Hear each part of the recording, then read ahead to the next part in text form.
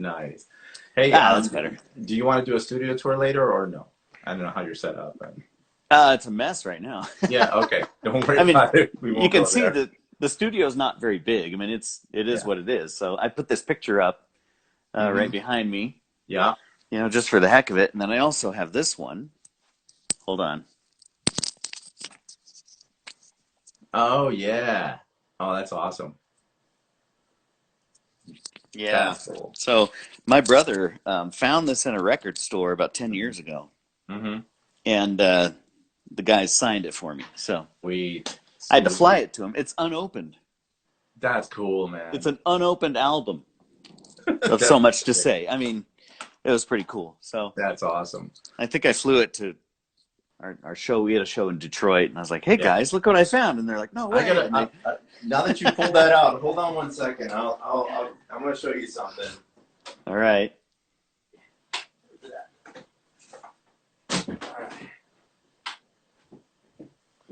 All right, we're pulling out our signatures here. wait a minute. Yeah. So what I have here is done by a really cool friend of mine back in the day from New York City, Nick Rivera. And so he sent this to me, and then I took it to a concert, and the guy signed it for me. So I got this. Oh, cool! And it's all hand drawn and everything. He's a great artist. Wow, look at that! So he Yeah. did that for me and sent it to me. This was back in the day when we were huge in the message board days. Oh, So that's he cool. sent this to me, framed and everything, you know. Wow. And so I took it there, and the guy signed it for me. So it was super cool. So, Yeah, that's sweet. yeah. Sweet. Yeah. And Anyway. I've got most of their albums up on my wall here. Yeah. So Yeah. yeah. Yeah. Well, listen, it is Over here on the fireplace. Oh, that's cool. It's a studio. Oh, well, listen, it is 3 o'clock. It is time to get this thing rolling. Thank you so much to everyone who is here checking this out. At the Take 6 Universe, we have the one and only Tony Huerta with us today for a full hour. So it's going to be pretty cool. Mr. Mixer Extraordinaire, also from Sonic Audio, which is his company.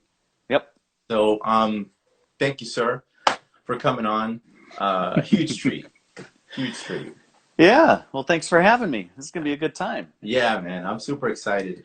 We Yeah. got some great questions and everything, but, I wanted to, number one, as I've been starting all of these little things, is really ask you, everyone's going through this whole quarantine thing and whatever. I know you do a lot of work from home, but, you also got to travel. How have you been dealing? How have you been handling this whole thing? Oh, man, it's been really tough, just to be honest. From going from the Georgia on My Mind tour. Yeah.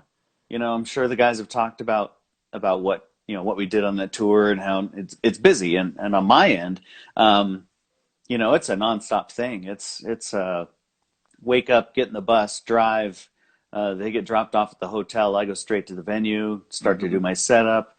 And I'm not just setting up for Take 6. So it's the Take 6 setup takes me about, 2 hours, and I'm comfortable to set up just Take 6. But I'm setting up, the full band, and Clint Holmes and Nina Freelon and the wireless mic for Kirk Whalum and stuff. So my day was just totally packed. Right. And then we'd roll right into sound check. Right after sound check was, more setup and more tweaking and more figuring out the system and whatever in each venue. And then a really quick dinner, and then we'd do the show. And then we'd go to sleep and do the whole thing over again. So it was really like go, go, go, go, go. And then all of a sudden it was, well, wait a minute, your show on Friday is canceled.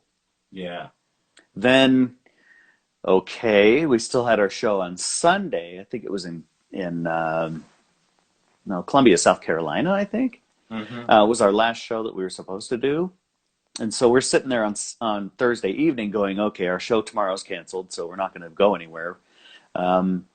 And then that next morning, they canceled the Sunday show, and we immediately got flights and went home. And that was it. It was just like, we didn't even get to say goodbye. We didn't even get to finish the tour. You know, we Yeah. missed those last 2 dates. At least it was only 2 dates that we missed. So, Right. Yeah. but man, to get home, and I swear, I could not sit still for like 4 days, like just pacing around my house for no reason. Just Yep. like, Yep. like just walking around. I have no idea why I'm walking around, but I'm Yeah. walking around, and Yeah. because you come off of such a busy tour and Yeah. really moving, and everything is scheduled, and then you Mhm. end up just sitting there in your house with nothing. And then, Right. you know, at the end of the tour, we also started to see all the cancellations and stuff. So my business, you know, all of my business went away. Mm-hmm. Mm-hmm. The next thing that we have solid on the books, hopefully, is August 27th. We fly to Japan and do the Billboard Live venues. Right. That's the next thing that I know of. Mm-hmm. You know, I can't speak for the guys because I just see what pops up on my calendar. Sure. But they're working on the visas, and they're working on possibly the travel for that. So I'm really excited. That's the next thing. But it's still the end of August. You know. Yeah. Tough, Now, dude. Tough. now on aside from Take Six, I mean, you're obviously involved with a bunch of other projects and stuff. So how's that affected? You know, you're still able to do, you know, some of your other projects and deliver on that? Yeah. I'm doing some virtual choir mixing. So a couple of my high school clients are recording on their own. So I'll create a click track for them in a MIDI track, send it out. The kids get it. They'll listen on like earbuds or something, and then record into another device and record themselves on video. And then I'll take all that audio and put it all together and mix it out. So that's a couple of projects like that. Yeah. And then also I do sell a lot of equipment, microphones and stuff. Yeah. So I've done still keeping that going. People, you know, need equipment for podcasts and stuff. Yeah. So it's been difficult, but we'll make it. Yeah. We'll be out there doing shows soon. Yeah, no doubt. Wow. Well, you mentioned earlier that you've been in Colorado your whole life and all that, and I kind of want to get started with really where your love for sound engineering started, and then how did that shift over into a cappella? Oh, see, yeah, there's the questions. Yeah. That one's all me, man. I always wanted to know that,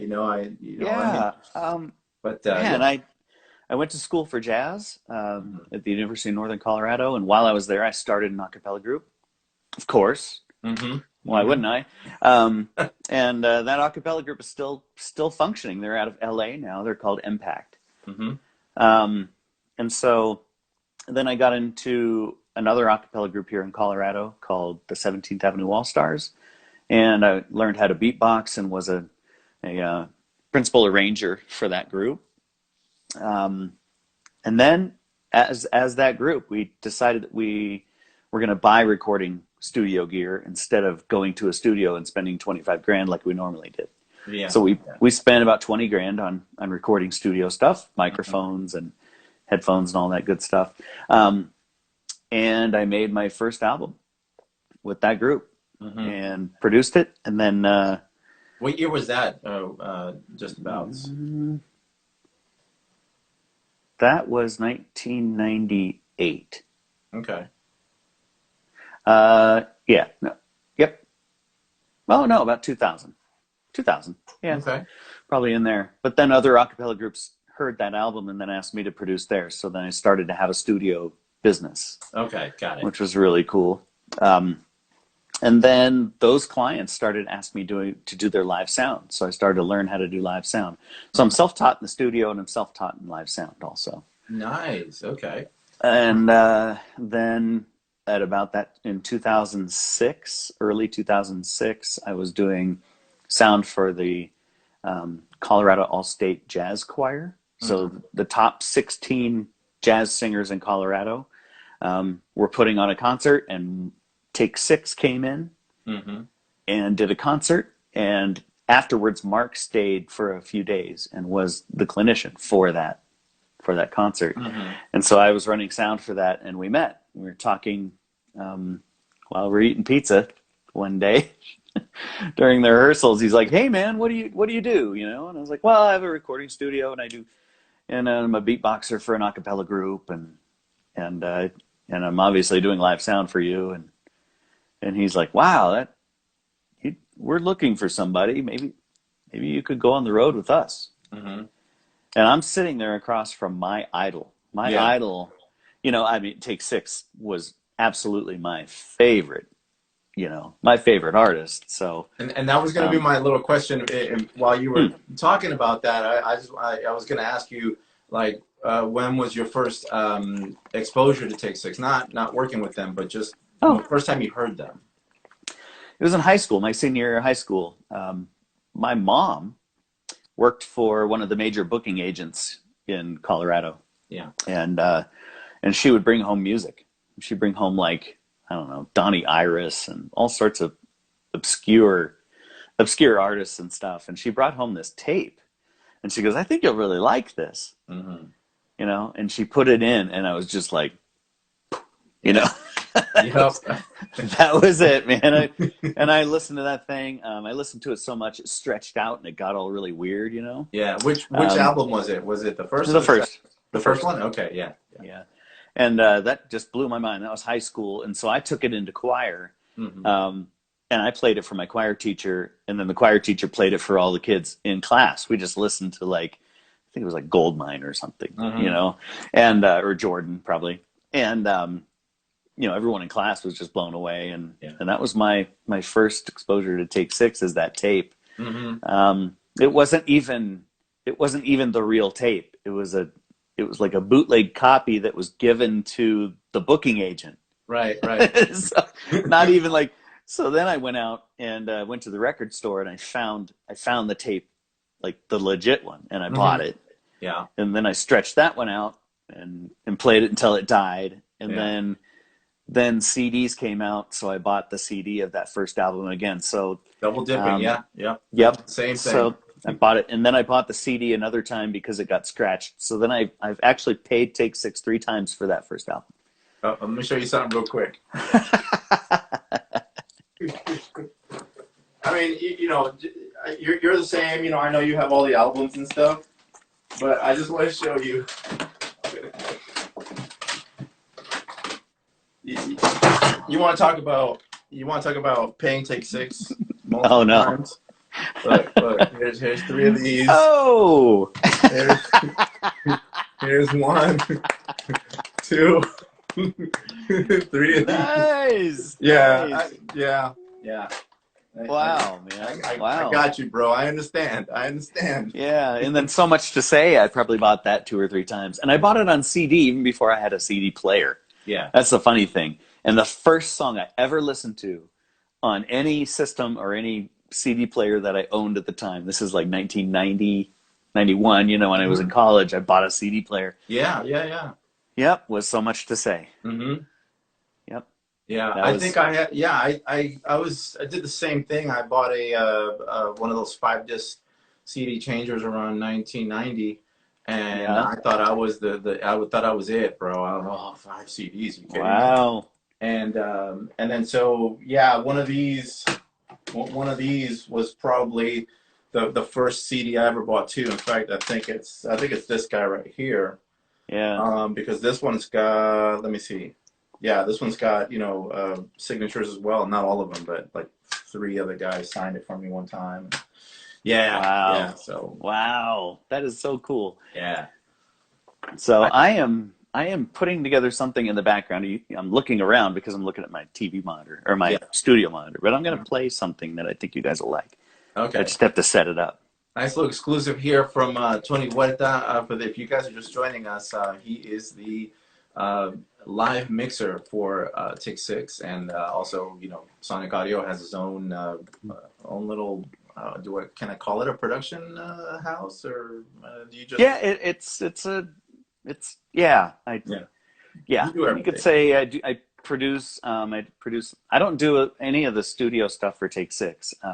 Mark Kibble does all that. So, Yeah, yeah. and then he goes to Marcelo, who is in Nashville with him, and so Mm-hmm.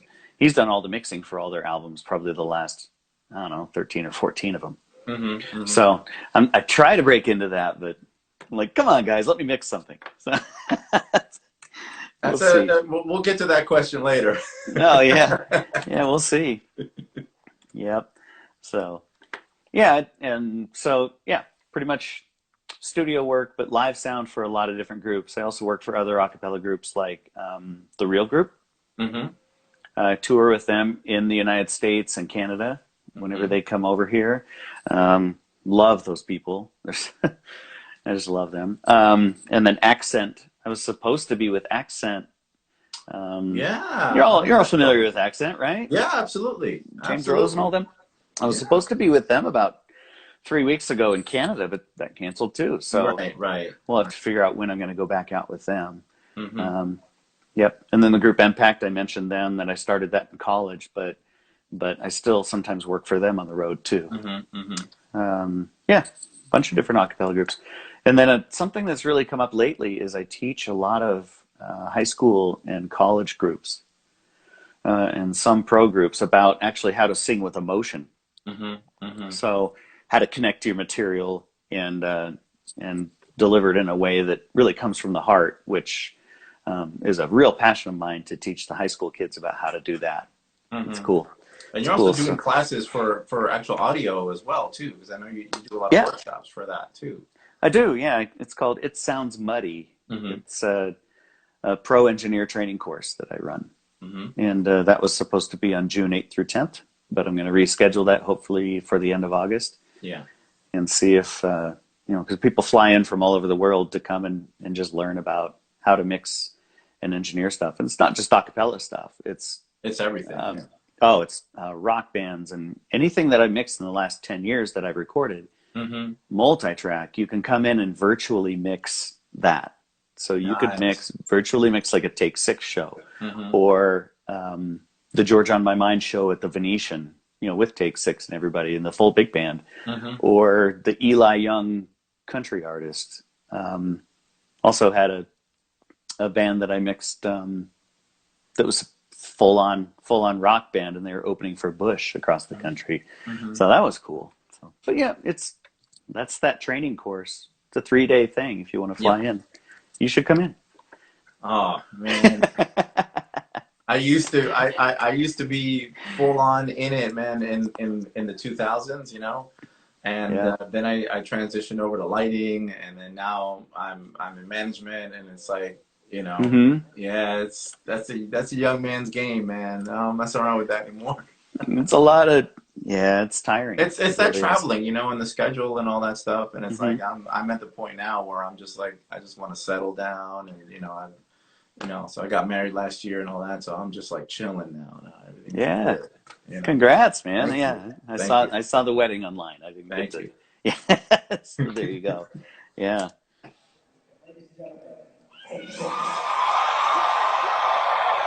I'm playing something real quick. Okay. Everybody just clap your hands up. Come on and just clap your hands up. We in the building, clap your hands up.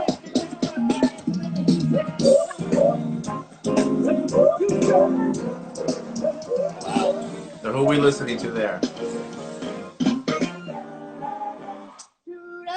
Okay. That's Mark. Yep, got it. Here's and that was Joey at the beginning, right? That was Christian. Who happened to me? Ooh. Oh, that's Christian. Here's Mark. Self. Ooh, I can't help it. Oh no, I can't fight it.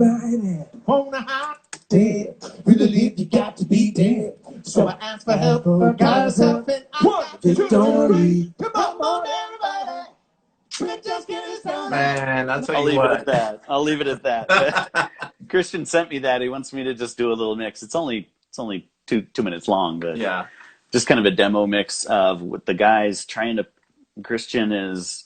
Maybe I'm saying too much. I don't know if I'm saying too much, but Christian has an idea to put together a Take 6 show with a full band. Yeah. Kind of like we do. I don't know if he's mentioned it or anyone's mentioned it, but it's a dream of his. I'll tell you this, okay? No one's has been talking too much because I think they're waiting on Claude to kind of, give it out, like tell exactly what So yeah, we all these that we've been talking about.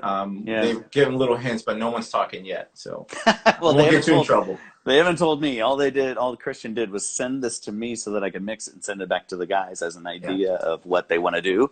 Okay, and cool. It's just cool as ever. And I heard it for the first time and I literally freaked out. So and what's cool is you can hear Christian just I think I sent him a live track of them doing Come On, or I sent him a whole concert of multi-track of, because I've recorded maybe, I don't know, 400 or 500 live shows.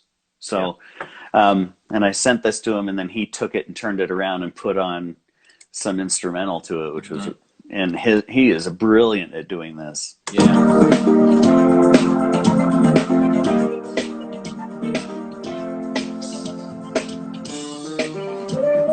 I see. Christian is so talented at producing that way, and turning this around, and he has such a good gospel feel for like a really heavy gospel hitting type of song, and he kind of produced this little thing. So he and I had a really great. I don't know if you got a chance to see it, but he and I had a really great conversation the other night. It was like an hour and 20 minutes or so.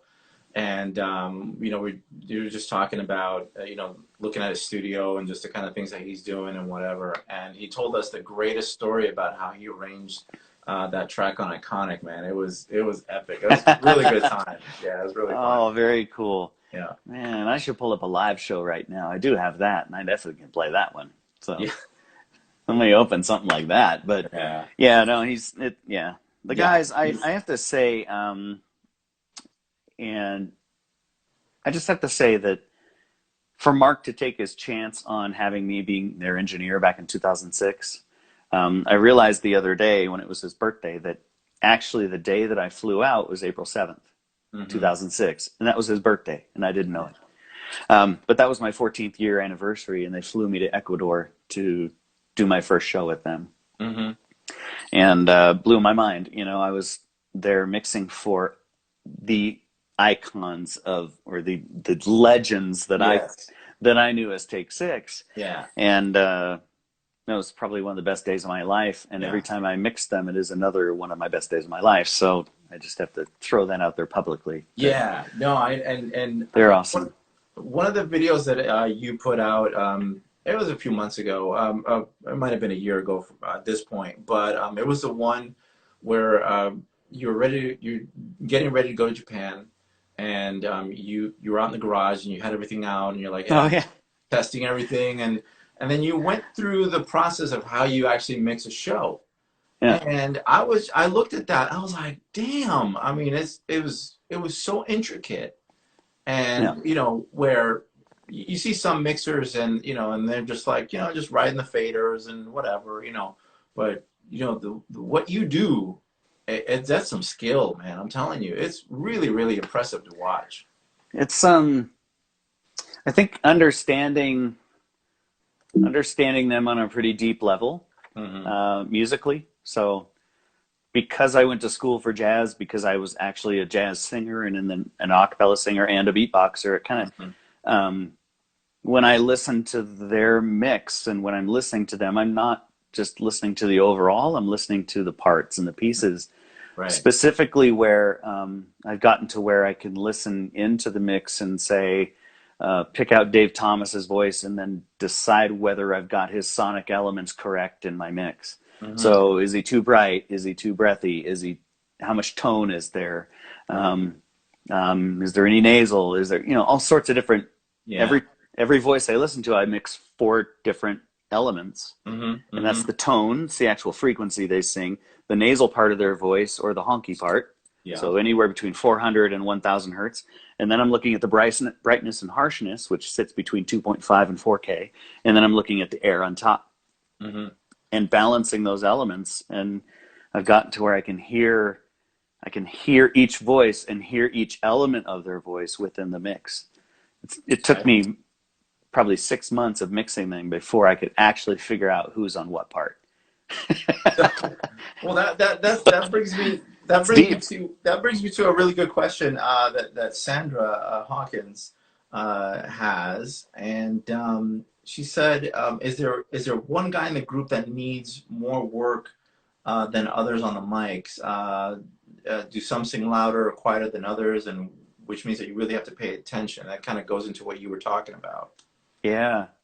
Yeah, and now it's more autopilot because I know who in each song there are different moments where I know that, these are like Claude's money notes and Mm-hmm. Claude's gonna kill it, Right. or these are Mark's money notes. Certain moments where I might need to, it's Mark's money note, but it's not the shouldn't be the loudest part of the chord. And Mm-hmm. so I'm ready for that and I make that move. Make Mm-hmm. that move. I'm doing my virtual faders here. I Yeah, make yeah. that move. Yep. Mark is always my pointer finger on my left hand. So that's always Mark, Mm-hmm. Claude, Dave, Christian Mm-hmm. on those fingers. But um, I wouldn't say that it's anyone that needs extra help or extra work. It's really moments in every song Mm-hmm. where where yeah, I'm looking for a good balance of the chord, Right. and there are different moments in different songs that need to come out or not come out. So I would say the guys are so talented. The guys are so good at what they do that my job actually is a lot easier than when I'm mixing a different group. Right. Other And, groups I have to really work it, but Take Six, they balance and blend themselves. mm-hmm. And there's a technical reason why they do it so well. Now, would you say that that whole autopilot, is it also because it's got to be also that you know and you love these songs so much that Yeah, makes your job easier, because you're actually not even, it's not even a job almost, it's almost like you're playing. I am. Yeah. You know what I mean? Yeah, and that's the thing. You know, like I remember my first concert with them. All I did was try to make it sound like the album. Mm-hmm. That was it. Every song they did, I tried to make it sound like the album, and that was my goal. Yeah. Was that was me doing justice to Take Six, to be like, okay, this is what Take Six should sound like. Mm-hmm. And I think that has continued to today. When they put out a new album, I'll listen to it for days Mm-hmm. and get the ideas that Mark had in the arrangement, the Right. voicing. How did he put it together? Whoever wrote it, maybe David Thomas wrote it, or whatever, and I can hear those differences in who wrote it and who arranged it. Mm-hmm. And when I listen to that album, then when I get in the live space, I already know the song. I already know who has the lead. I know who's coming in. I know what's up, and then I base it off of how they produced it in the studio, because obviously if they took the time to produce it in the studio and make it sound that way, Mm-hmm. I should try to do that live. And that's my Of goal. course. Yeah. Yeah. Yeah. I'm not putting my own spin on it. I'll tell you Yeah. that. Yeah. I'm putting their spin on their own stuff when we go live. Right. Right. Mm-hmm. Nice. Let's see. Hey, you want some? I'll give you some real technical questions here. Go, please. Let's see. Oh, this is what I wanted to ask you. Is um, now that you've been, with them for a long time, and you know the ins and outs and everything, if you could remix a song from their catalog, Oh, man. which would it be? Oh, wow. And then my follow-up question. Uh, This would probably help you if my follow-up question is, because you can't ask Take Six, hey, what's your favorite album, because they're all mm-hmm, children to them. But for you mm-hmm. as an outsider, you may have that answer. What is your favorite project that they've ever done?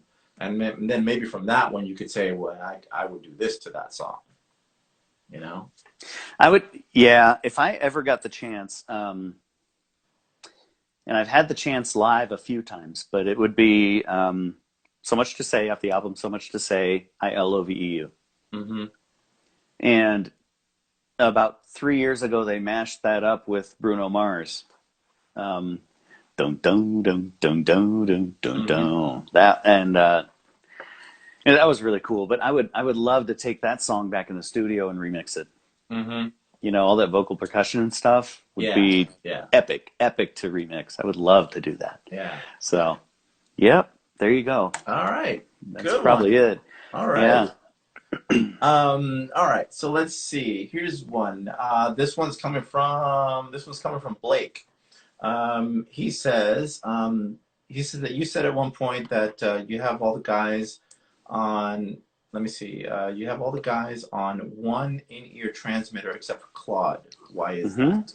I was wondering if this was going to come up. This is like, for me, this is the reason that Take Six is so good live, and other artists have a tough time. Is because over the years, when I first got with them, we were on 6 mono mixes, so they were just hearing whatever they wanted to hear. Okay. And there was some bleed over because of the old technology of in-ear transmitters. But over time, we went down to 1 stereo mix. Well, 3 stereo mixes. And then what we realized is that the 3 stereo mixes were almost exactly the same. So we went to 1 stereo mix. And just to clarify that if people don't know the technology behind that is, I am sending a mix off my mixing console, and instead of it going to monitors that are sitting on the floor in front of them, it's going to, you know, earbuds or in-ears, which I don't. Mine are. Hold on, I'm going to get you something. I think you'll dig it. Watch. All right. I think what he's getting is the custom earbuds that you can have made. Let's see. Hang on. I'm supposed to get these. If Joey's watching this right now, he's going to be mad at me. Because his in-ears got damaged, and for some reason they were tripping out on our tour. But this is what they listen on. I'll hold it up to the camera here. Right. That is the inside of Joey Kibble's ear, right there. That's the mold of Joey Kibble's ear. So what I'm doing, as you can see in there, it's hard to see. There we go. Yeah, but it's a 6-driver in-ear. So he's got a subwoofer, 3 mids, and 2 tweeters all in there. So 6 drivers. I would love to listen to one of those one day, but I just don't have the extra $3,000 to get those kind of in-ears. Well, I could sell them to you for about $900 if you want. All right. Yeah. I'll check with my wife and see what she says. Right. Yeah. So, and what I'm doing is sending a stereo mix off of the mixing console. So everybody's panned in a certain way. And you can write this down if you want, but Christian Dentley is way out left. The next person inside of that is Joey Kibble. And then the next person inside is Claude. Vinny is right down the middle. Oh, really? David Thomas. David Thomas is at about 2:30, if you want to look at numbers, and on a clock. And then David Thomas is there, and then Mark Kibble is all the way out. So I would say Christian, 7 o'clock. Joey, 9. Claude, 11. Right. Yep. Vinny up the middle, noon. Yeah. Then David Thomas at 2:30, and then you're looking at Mark Kibble all the way out there at 5 o'clock. That's the panning. But what that does in your brain is the first time we went to that, it's kind of a cool story. First time we went to that was the first time that they had sealed in-ears. So they couldn't hear the audience, or they couldn't hear like the space, or before that they had these ported ones where they could hear the stage a little bit. But that also waters down the signal. It's like hearing the backside of a speaker system. You know, like take your headphones and turn them around backwards and listen to them and see what you hear. You don't hear very much. And so they were getting that bleed into their ears all the time. So what we did is we put in audience mics to listen to the audience. And I put those in their in-ears, panned, so they could hear a true representation of the audience. And we went to the sealed in-ears. And after the first concert, I came back to the dressing room, and Mark was like, that was the worst concert we've ever done. Oh, wow. That was the worst show we've ever done. And I came back as an engineer going, oh, no. Guys, that was the best show you've ever done. Yeah. Because it was because they could hear all the mistakes. and Oh, I and see. all those tuning, the slight tuning stuff that they really key in on, that they were used to having it washed through stage monitors and washed through that mono mix, and now they're actually hearing something that's totally sealed off, and now they hear everything. Right. And so from that moment on, the group has heard every tuning issue, every moment, and now it's just, I'm talking like 12 years ago that this happened, I think. But now it's so tight. That's why when that's you what I was hear gonna them, say. It's got to make them better because absolutely, yeah. It just hurt the ego a little bit, and I've done that myself too. When I went on to in-ears with my group that I sang with, it was the same type of thing, and it it hurts. It hurts because you're finally hearing all the mistakes that you've never heard before. But actually, in that performance, they were better than they ever had been before. Only because they have great ears, but it was because they could finally hear every detail and every tuning issue and all that good stuff. So, yeah. Alvin has said that he really loves Shure microphones. Is that your feeling as well? I mean, do you prefer? Have you used anything else and you prefer, or are you down with that as well? Yeah, we tried out the Audix microphones, and couldn't quite get a mix there. So we're actually working with Audix to hopefully make a Take 6 branded Audix microphone. Oh, wow. Okay. Yeah, that's something that David Thomas is kind of heading up. He has this idea that he wants to make that.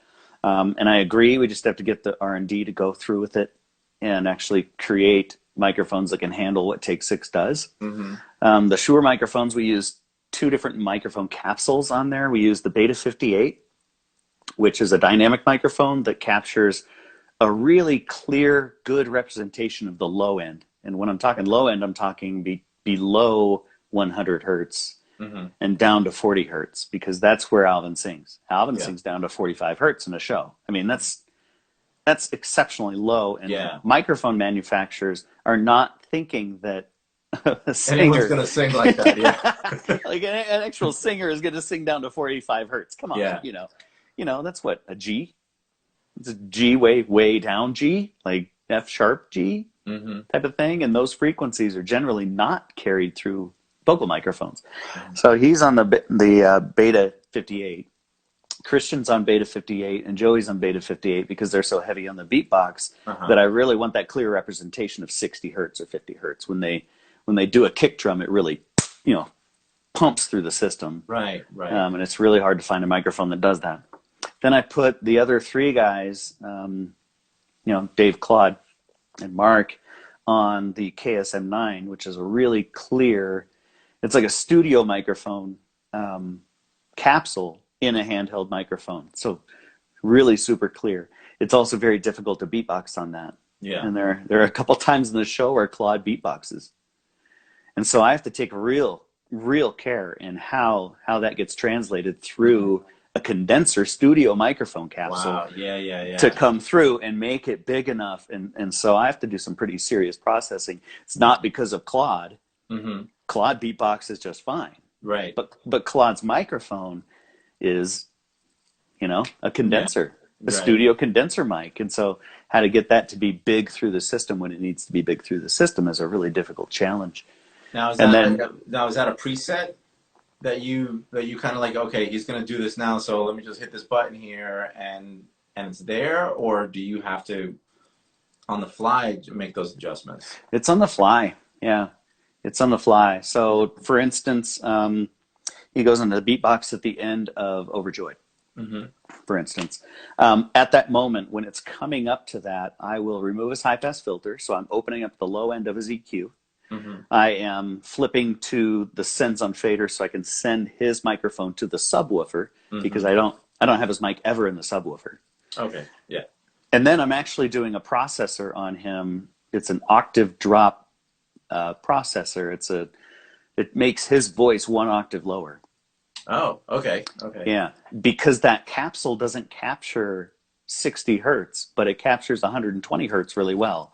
So I'll take 120 hertz, divide it in half through using that octave pedal, and throw him through the subwoofer. And I do that all within just a few seconds of flip, and go. you know. Right. But it's just something I have to be aware of, and Claude beatbox is great, but his microphone capsule is not set up for that. Yeah, it's not made for that. Yeah, it's made for him soaring on the high notes, you know, and being super clear while, you know, carrying all that high end and carrying the top trumpet part of any of the chords they're going through. So, yeah, that's a little trick. Now I've seen Mark, use two microphones in certain songs. Correct. Now, would that be something that you could do with Claude, so that you don't have to do those adjustments, or I don't know. What do you think? Well, Claude only beatboxes once in a song. Yeah, true enough. True enough. Yeah. Once in the whole show, you know. Yeah. So, and I can process it, make it work. It's just a few moves on the board. Got it. Mark, on the other hand, when he beatboxes, it's a full-on battle, you know, with Christian. So this is, I mean, I could make it work with Mark's single microphone, but I'd rather instead he just picks up the other mic. Yeah, and then make it easy. And then he does. They all have great ears, but Mark knows what the Beta 58 mic that he has sitting on the table. Behind him is the one that's going to capture all the low end and all the beatbox stuff. So when he's doing the intro to Overjoyed again, he's using both, and he's you know,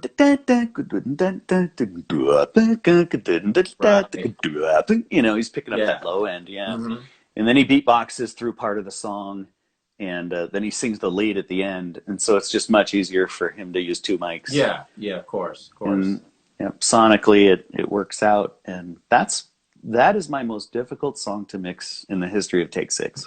Oh, really? Yeah. No, you're right, because you dude, that was the video. That was that song that you chose. That was it. Yeah, because that's like, why I was like, what? Yeah. That, I mean, we were in Japan, and I can't remember how that song came up. We're in Japan, and they're like, we're going to try this thing, and like, okay, and they kind of worked through it. It seems like Japan is like where they go to take new stuff and just put it onto the audience, you know?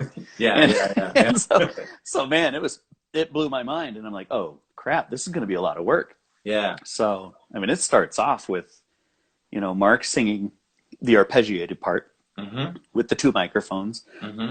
Claude comes in on the lead. They do this, I play the pitch in their in-ears so they can start. That's a B flat for that one. And that's the iPad that you have there with. Yeah. And it's just playing a piano note in their ears. But the thing about that song is Mark starts with the pitch. Claude comes in based on what Mark is singing, and then Joey comes in on the guitar. Okay. So they have to stay in tune by themselves until the instrument comes in. And that's like a really difficult thing to do. And most people don't think about that. They're like, you know, oh, they just sang it. No, that's not it. Yeah. They literally had to stay in tune for, I don't know, it's 16, maybe 24 bars before Joey comes in on guitar. And so you'll notice if you ever hear that song, there's a Claude singing the lead. He stops and he hesitates 1/2 a beat for the guitar to come in, and then he tunes to the guitar. But he always delays that entrance, and it's great. And then Dave comes in on guitar, and then it goes over to keyboard on Vinny, then piano with Christian, then Mark switches to beatbox, which is a change. Oh man, it just keeps going. Then Christian takes the lead, and he always wants a full note delay on his first line that he sings. So I'm tapping that in and getting that going. Then it switches over to Claude going to beatbox, which is what I just explained, all those moves. But at the same time, I have to be prepped, because when Claude goes to beatbox, Mark goes to lead, and it gets deep. It gets deep. It does, dude. It does. It's just so deep, man. Oh, geez. But I love mixing that song. It's a stressful song for me, and it takes, because we're doing the two guitars, the keyboard, and the piano. It's only a few songs where we play all the instruments, and that's one of them. So when I'm doing my setup for sound check, I'm literally setting up the entire stage and instruments and everything for that one song. Yeah. So it's a lot of work, but I love it. and Oh they man, sing it so well. I they mean, do. Yeah, it's one of my new favorites. It really it's is. sick. You Yeah, they're know, so I mean, good, man. I know that they put it. I know that they put it out live on the Summit album, but I'm just praying to God that they do that song, uh, on an album I think they should. in the studio, and just yeah. I think Maybe for man, Iconic too. You never I don't know. know. I have probably oh 30 multi-track recordings of that song Hmm. that I could mix and put out. I would love to do it. I wish the guys would give me the license to do it, but to put out a new live version of that song would be Yeah. cool and shoot a video to it, Hmm. Hmm. but take one of their live tracks from, I don't know, Blue Note somewhere Yeah. Yeah. or whatever. I would love to do that. And, Yeah. I talked to maybe, Mark about maybe it. I'll hit him up. I'll Yeah. hit him up. Hey, listen, maybe you'll have better luck than I know that, because I talked to him about it in one of our sessions, and he basically said, we could do that, but he and the rest of the guys, they're such perfectionists, Hmm. and he's like, what he said was like, you put that out, it's out there forever. Oh, And I totally understand that. yeah. They have to be happy with the product that they put out. So I mean, Yeah. we just have And to I didn't mix that Summit track. So yeah, I we was not on know, that tour. we know, Oh, do you? yeah, we know. Well, it came up, it came up where everybody was like, that sounded great, but I mean, like they were saying that they couldn't hear Vinny, that Vinny wasn't loud enough, and this, that, whatever. Oh, And I was like, no. yeah, no, that Tony didn't mix that. Yeah. We know your style. Yeah, I was bummed when I wanted to be in on that project. Mhm. And actually, something happened with something to do with the video production company or something, where they decided that they were going to have their guy mix everything. Mm-hmm. And so I wanted to fly in and stuff, and the numbers just didn't work. So they couldn't bring me in because of the money, number Mm-hmm. one. And number two, the production company had already decided that how they were going to post-produce all the tracks. And so Yeah. I just wasn't involved. I mean, Mm-hmm. I saw it on the calendar and I was like, oh, this will be fun. And then, Yeah. I just, for some reason, it just didn't work out to where they could bring me in. So, Yeah. and it wasn't on the guys. I know it wasn't. No, Yeah. I mean, there's a lot of things that are just not within their control. I mean, Oh yeah. what they're gonna do? Yeah. There's so much, and it's, and I know the fans are always about, hey, why is this not happening, or where's this video, or where's that? But it's so deep as far as management and money It is. and stuff like that. So when something doesn't happen, there's always, multiple reasons why it didn't. Sure. And it comes down to, if the fans want to put out, $90,000 and produce a video, I'm sure the guys would do it. Yeah. Oh yeah. Yeah. No, it's true. We've I've had some discussions with them too. I mean, with Dave and all of them. Yeah. And I totally get it. I mean, it's not just as easy as, yeah, let's just go make a video. It's business. It's business, baby. It's Yep. business. And just like, everything that's coming up, we're working really hard to. Yeah. I know Ed Keene. Ed Keene is the management company, and Ed Keene is an incredible guy. Mm-hmm. And he is definitely, pushing Take Six as hard as possible to get them into more venues, more places, more projects, more things like that. Right. So you can't say that that's not what's happening. It is budget, it is business. And so, Sure. And the guys are not here singing for free. They're not doing it. I know that's right. Yeah, they have to. They make me pay for my own t-shirts. So it's their livelihood, You got to support your boys. So I know. and supporting them supports me. So please, Yeah.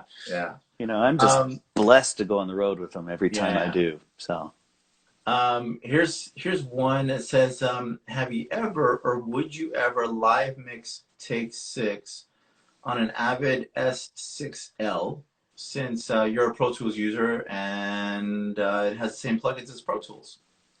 I have mixed them on the Avid products, not the S6L, but I wouldn't mind, Mm-hmm. But I think his question is more aimed towards, I bet he's saying it, and maybe he'll reply back. Who is this again? That's Blake. Blake? Yeah. Okay.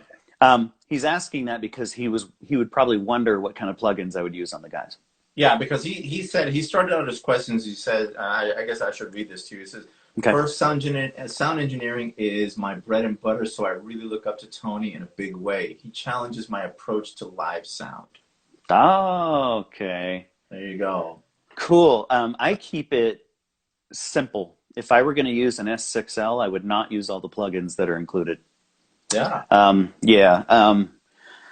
So my approach to live sound is keep it simple, stupid, kiss. Yeah. You know, it's the more plugins you use, the more problems you create. So just this might blow his mind, and I don't tell a lot of people this, but when I mix them, if you're into sound engineering, you'll know that this is weird, but I almost don't use any compression on their mix. Even with the Ray Charles and the full band, I don't use compression either. It's on there, and it's only in case something, gets oddly out of control. Yeah. So someone drops a microphone or something like that, or like Mark being the most powerful singer in the world. When he bites into it, there's a little bit of compression there. Yeah. But I'm also riding his fader. He's this one. I'm riding his fader to make sure that he's riding right on top of the mix when he's singing lead. But compression to me clouds the mix. It actually makes it muddy. Yeah. And it also makes it so that there's a disconnect between the artist and the audience. And the artist, when say for instance, Claude is singing his heart out and his veins are popping out of his neck and he's really into it. Right. Now, if I'm compressing that, it's not going to sound much louder than when he's singing the high soaring stuff. Yeah, yeah. And the audience will perceive him as being weak. Right. Like, oh, he's singing his heart out, but it's not getting any louder. Yeah. No, that's not what I want. I want when any of the guys are going to lay it all out there on the line, and you can tell they're singing their heart out, that it is slightly uncomfortable for the audience. It's almost too loud. Almost. It's right on that edge. Yeah. And if it's not on that edge, then the audience is left with that feeling like, oh, yeah, that they've tried really hard, but I never want that to be. So I almost no compression. Yeah. On the mains either. So on their channels, no, and on the mains, no. I've heard, I was lucky enough to hear one of your mixes live, and that's actually where we met for the first time out in California. And it was for, it was I think it's called XMO. It's that Christmas show that, Vinny's a part of this group. Oh! You know what I'm talking about? That was at that, it's kind of like a warehouse church kind of thing. Yeah. Yeah. Yep. Yeah. Yep. And that's where you and I first met. Yeah. Cool. Person. That was a SDA thing, wasn't it? Yeah. No, SDA, it was at the SDA TV production studios. It was, yes. There. Yeah. I remember that. Yeah. And and so that's the first time I heard your mix, and yeah, man, I was just like, man, that sounds so good. That was good.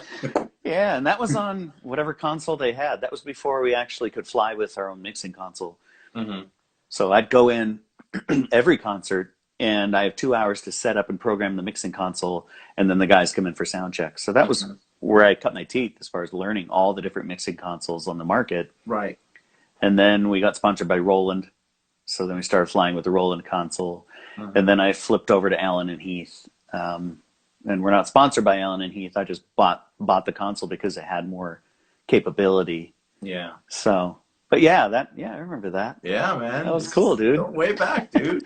That was probably, I think it was a Yamaha M7, if I'm not wrong.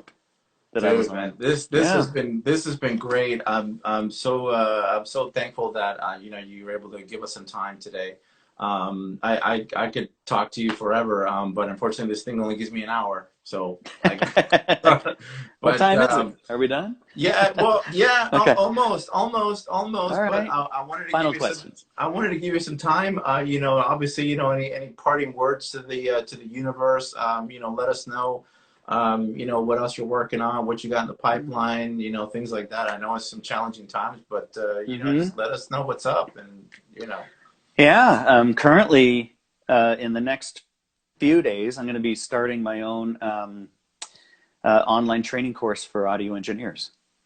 So I was supposed to do my thing on June 8th through 10th, but now I'm going to have to take it online. So my studio is set up for audio, but it's not set up for video. So I'm getting that all tied in. But it'll be multiple mixing consoles, probably 3 or 4 mixing consoles here in the studio. And I'll have to have 2 or 3 cameras to teach off of. But it's going to start at the very basic, like even the basics of,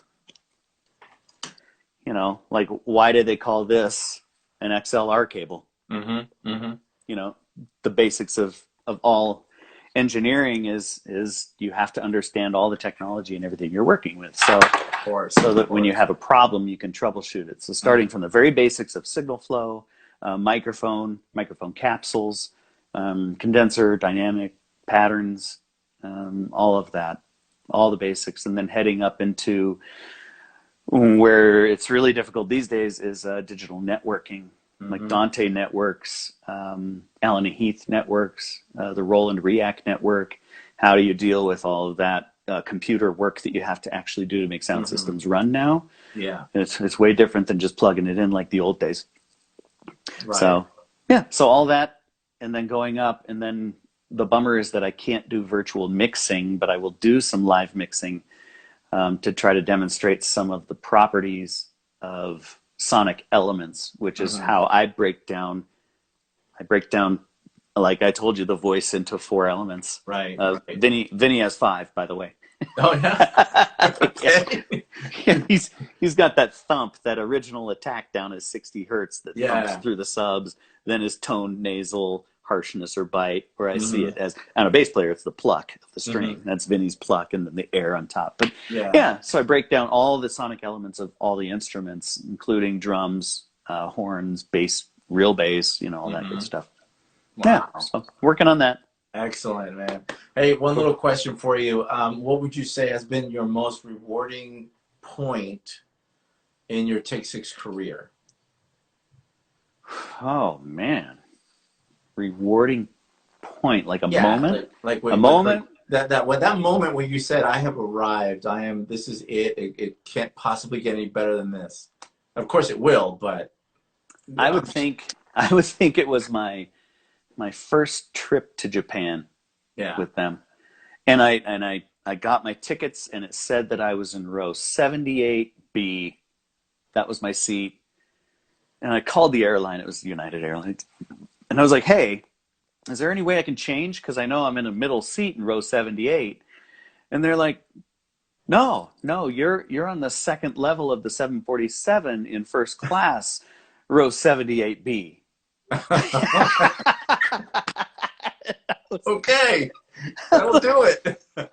And I flew, and I sat next to David Thomas, and we had a great talk on the way there. Yeah. And man, I think that was it. My first time to Japan, and then the graciousness and love of the Japanese people, and just their culture is. I've been sucked in. I am so excited to fly to Japan every time. The concerts are fine. That happens. Yeah. So I think that's when I realized that I'm like, wow, this is pretty deep. This is it. That's great, man. Yeah. Wow. I'd never been anywhere before Take 6. I'd only been east of the Mississippi once in my entire life, and now I've been to 49 out of 50 states and 35 different countries, all because of Take 6. And man, those guys are gracious to let me be their engineer. So I'm blessed every day I'm with them. Well, we thank you for your service, sir. Thanks. I'll keep